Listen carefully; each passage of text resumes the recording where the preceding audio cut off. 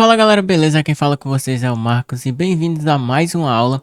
Hoje nós vamos dar um salto gigante no nosso aprendizado. A gente viu nas aulas passadas sobre estruturas de repetição, mas hoje nessa aula a gente vai aprender sobre o que são os arrays, que também são conhecidos como vetores. Até agora a gente aprendeu a guardar informações em variáveis simples. A gente viu que uma variável é como a única caixa que guarda um único valor. A grosso modo a gente pode entender dessa forma. Mas imagina que numa caixa como essa a gente queira guardar o nome de 100 jogadores online, tipo do servidor, ou 36 itens de um inventário. Tipo, a gente criaria várias variáveis diferentes, como jogador 1, jogador 2, item 1, item 2, item 3, até o item 36. Eu acredito que isso seria um pesadelo e a programação serve justamente para facilitar a nossa vida. Ia ficar literalmente igual aquele código de estrutura de repetição que a gente viu. Ia ficar imenso e sem necessidade. E é exatamente por isso que a gente vai aprender sobre arrays e vetores. E você, com certeza, se você joga Minecraft, você já usou vetores a sua vida inteira jogando o próprio Minecraft e nem sabia disso. Cara, pensa justamente na sua hotbar. Sim, o que é a hotbar? É essa paradinha aqui embaixo, ó. Essa paradinha aqui de baixo, ó. Que no caso é esse espaçozinho que você tá vendo aí, que tem vários quadradinhos. Você pode perceber que ele é uma coisa só, tipo, ele é o único inventário, ele é a hotbar, mas ela tem vários espaços dentro dela para guardar os itens. Em programação, quando queremos guardar várias coisas do mesmo tipo, juntas e organizadas, a gente cria o array. E é exatamente como essa barra de itens, não tem muito segredo. E um detalhe importante que você precisa saber é que no Java e na grande maioria das linguagens, a gente não começa a contar do número 1. Então, por exemplo, tá vendo que eu tô mexendo na minha hotbar? Vamos aqui pro primeiro elemento. Esse primeiro elemento a gente simboliza ele como 0. Esse segundo como 1. Esse daqui como 2, 3, 4, 5, 6, 7 e 8. Só que a gente sabe que aqui tem 9 espaços, mas é porque a gente começou a contar do 0. E é exatamente assim que funciona na programação. A gente vai começar a contar do 0. E você provavelmente deve estar se perguntando por que isso acontece. Cara, literalmente isso foi uma decisão que fizeram lá na hora de criar a arquitetura dos computadores e viram que quando a gente utiliza o 0, ele é mais performático e faz mais sentido para uma máquina. Então, a gente utiliza dessa forma porque o computador entende melhor. Então, se você entendeu essa forma visual de como que a gente vê um array, que é literalmente uma hotbar, cara, tudo vai ficar muito mais simples. E para a gente acessar qualquer item que tem no hotbar, que no caso é o nosso array, a gente pode acessar dizendo apenas a posição que está aquele item, que no caso a gente chama de índice. Então a posição a gente chama de índice no array, tá certo? Então se a gente quisesse pegar, por exemplo, eu vou colocar esse bloco aqui, o vidro, lápis lazuli. Vamos supor que eu quero acessar o lápis lazuli. Então eu vou dizer assim, eu quero acessar, ó, 0, 1, 2. Então ele está no índice 2, o nosso lápis lazuli, e a gente, para acessar ele, a gente precisa informar o índice 2, beleza? Agora vamos ver como é que a gente aplica isso aqui no Java para a gente ficar bem espertão e saber como que faz essas coisas e por que é tão importante assim, a gente vai ver. Caso não tenha ficado muito claro ainda como que é o array e tudo mais, aí eu trouxe uma fotinha aqui pra gente ver mais ou menos como que é. Cara, literalmente, sempre que você for ver uma representação, vai parecer demais com aquele hotbar que tem lá no Minecraft, tá certo? Então a primeira posição começa com 0, o tamanho desse array aqui é 10, e você pode perceber que é literalmente aquilo que a gente já conversou, tá certo? Então é só pra você realmente perceber que o que a gente tá falando realmente tem fundamento, tá certo? Então beleza pessoal, como que a gente cria essa hotbar, né, que a gente viu, que no caso seria o nosso array dentro de Java, tá certo? Então você deve lembrar da nossa aula de como criar uma variável, então a gente tem que sempre lembrar desse conhecimento crucial. Como que a gente cria uma variável? Primeiro a gente bota o tipo da variável, depois um nome para a variável igual o valor e o ponto e vírgula no final, tá certo? Para criar o array não tem muita diferença, literalmente não tem muita diferença, só você vir aqui no tipo e colocar um colchete e pronto, você já vai dizer que ele é um array, ou seja, ele é uma coleção de elementos. Então são vários elementos em sequência, tá certo, que ele tá guardando e que você já pode literalmente guardar se você quiser. Então vamos ver como que isso é representado. E lembre-se, qualquer tipo pode virar uma coleção, se não qualquer tipo, a maioria, tá certo? E a gente vai ver como que faz isso. Existem várias formas de a gente colocar um valor para nossas coleções. Eu vou mostrar para vocês algumas dessas formas e você vê qual que fica melhor para você e dependendo do seu contexto também. Então a primeira forma é a seguinte, vamos dar uma cara bonita aqui para essa nossa variável, que no caso vai ser o nosso array. Vamos colocar, seguir esse padrãozinho aqui. Vou comentar para não atrapalhar aqui a gente e vou seguir da mesma forma. Supondo que eu quero guardar vários nomes em sequência, a gente não vai fazer dessa forma aqui, ó. a gente não vai fazer dessa forma aqui que eu mostrei para você, tá certo? Que no caso é declarar uma variável a cada variável, declarar vários nomes em sequência. Cara, isso não é uma boa prática de programação e não é assim que a gente utiliza essa estrutura de dados, tá certo? O jeito correto da gente fazer isso é dessa seguinte forma que eu vou mostrar para você agora. E não se esqueça, tá certo? Porque dessa forma que apareceu aqui, tipo guardar nome 1, nome 2, nome 3, nome 4, não é bom de dar manutenção e também não é uma boa prática de programação. Vamos ver aqui como que a gente faz. Então, pessoal, seria assim que a gente guardaria uma coleção de nomes, tá certo? Você pode perceber que eu coloquei o tipo que a gente vai guardar essa coleção, que no caso é uma coleção de strings, ou seja, uma coleção de textos, no caso nomes. E aí eu coloquei o nome da variável no plural, porque ele é uma coleção, então nomes, são mais de um, ok? Então você pode perceber que no valor eu abri uma chave e coloquei as strings separadas por vírgula. E cada valor que você fizer isso, dependendo do tipo, é assim que a gente vai fazer. Abre as chaves e separa com vírgula. E lembre sempre de colocar o ponto e vírgula no final. Outro jeito de você declarar também um array, ou seja, uma coleção de algo, é dessa seguinte forma aqui. Eu vou utilizar outro tipo de dados para você não pensar que é só com string que a gente consegue fazer, tá bom? Então eu vou fazer com números inteiros, mas lembre-se que você pode fazer isso com qualquer tipo ou se não a maioria, tá bom? Porque eu não lembro se não tem um tipo que não pode. Até onde eu lembro, todos os tipos podem, beleza? Então, int, que no caso é o tipo, abre e fecha colchetes. Eu vou botar números, no caso para ficar bem mais entendível, né? Quem for ver o código. Então, se a gente colocar números, a gente vai saber que é mais de um número. Agora a gente faz new, o tipo de novo, abre e fecha colchete de novo e coloca um ponto e vírgula. Dentro desse colchete a gente vai colocar a quantidade de espaço que a gente vai precisar. Você pode perceber que no outro a gente não precisou informar a quantidade de espaço que a gente vai querer. Mas, por exemplo, imagine que você quer armazenar os dias de um ano. A gente sabe que os dias do ano tem 365 dias. Então a gente poderia tipo informar aqui 365 para informar os dias. Eu posso até modificar aqui.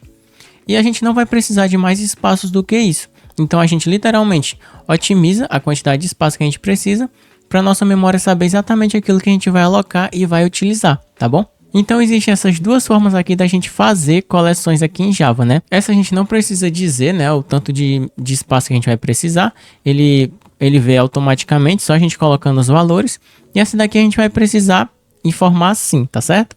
Vocês devem ter percebido que o array ele tem um tamanho fixo, sim. No momento isso vai ser totalmente útil e vai ser o suficiente para a gente, tá certo? A gente não vai precisar de tamanhos dinâmicos ainda. Então não fiquem pensando nisso ainda, tá certo? Vamos primeiro aproveitar o array e mais para frente a gente vai ver uma coleção que vai ser dinâmica. Ela vai se adaptar de acordo com o que a gente vai colocando os elementos. Mas nessa estrutura de dados agora, que no caso é o array, o tamanho fixo vai ser o suficiente para a gente. Para fins de curiosidade, já tem mais outro jeito da gente declarar, né, os arrays aqui em Java, que a gente pode ver dessa seguinte forma aqui. Isso eu estou falando para vocês no Java 8, tá certo? Mais para frente a gente vai ver outras formas de declarar array. Mas vamos com calma que a gente vai conseguir contemplar tudo. Então outra forma da gente declarar array é literalmente fazendo a junção desses dois jeitos aqui. Então se a gente quiser, por exemplo, guardar os dias da semana, a gente poderia fazer tipo assim, string, abre e fecha colchete, dias, semanas, igual new string, que no caso seria o tipo, abre e fecha colchete e abre e fecha chaves. Assim também dá certo a gente declarar, né? Só que fica muito maior e não tem necessidade, na verdade, né? Mas a gente pode colocar aqui, ó, segunda e terça e assim sucessivamente, tá certo? Também tem esse jeito, mas só para fim de curiosidade mesmo. Vou deixar agora apenas esse array aqui de nome e eu vou ensinar para vocês como que a gente acessa elementos, modifica elementos e a gente passa por esses elementos. Ou seja, faz a leitura dos nossos elementos. Então, como que a gente faz a leitura dele? Eu vou colocar aqui o sistema outprint para a gente mostrar o que a gente está fazendo aqui e como que eu faço a leitura. Lembra que eu disse para vocês que a gente, para acessar um elemento, é só pegar o índice? Então, é basicamente isso que a gente vai fazer. Vai pegar o nome da variável, que no caso é um array, e eu vou printar aqui para vocês para ver o que que aparece.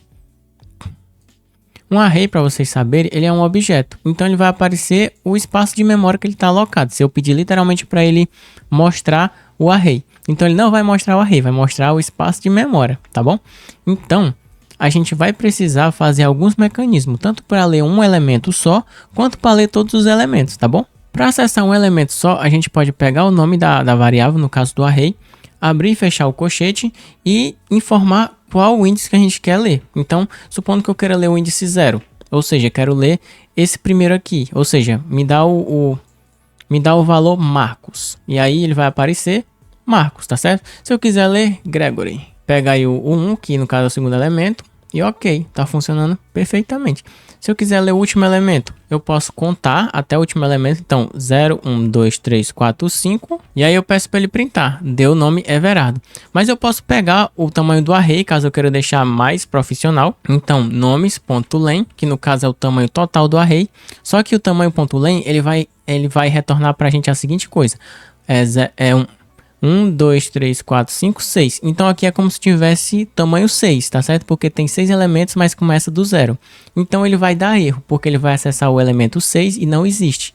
Então ele vai dar um erro pra gente, dizendo que ele tentou acessar mais do que realmente tem lá. Então ele deu essa exceção pra gente, tá certo?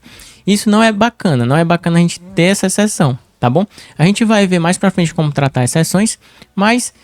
isso aqui é esperado, tá bom? Porque realmente é para ser o tamanho menos 1, já que ele começa do 0, tá bom? Então, vai pegar o último elemento dessa forma. E beleza, a gente viu como acessar um elemento só. Agora vamos ver como ver todos os elementos.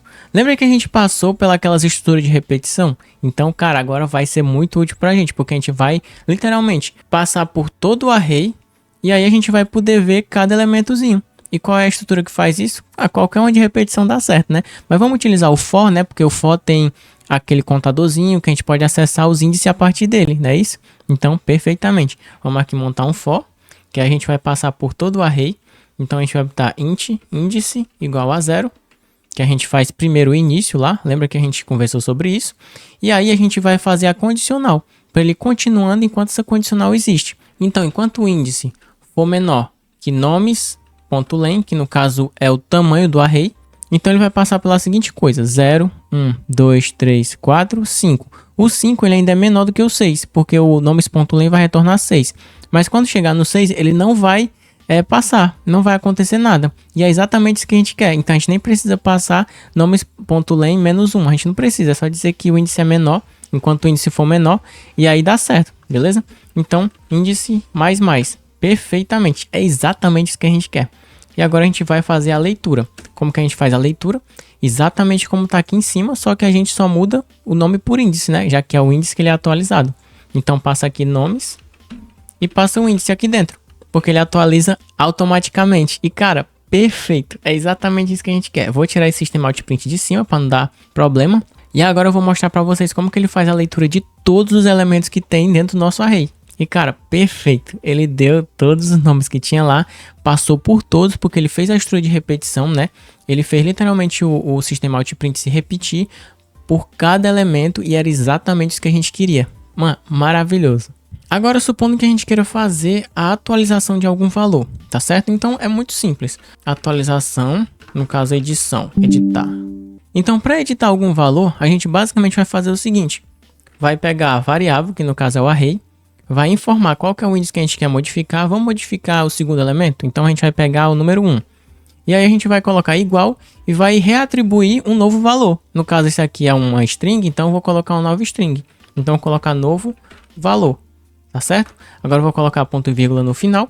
E pronto, já fez a modificação tranquilamente.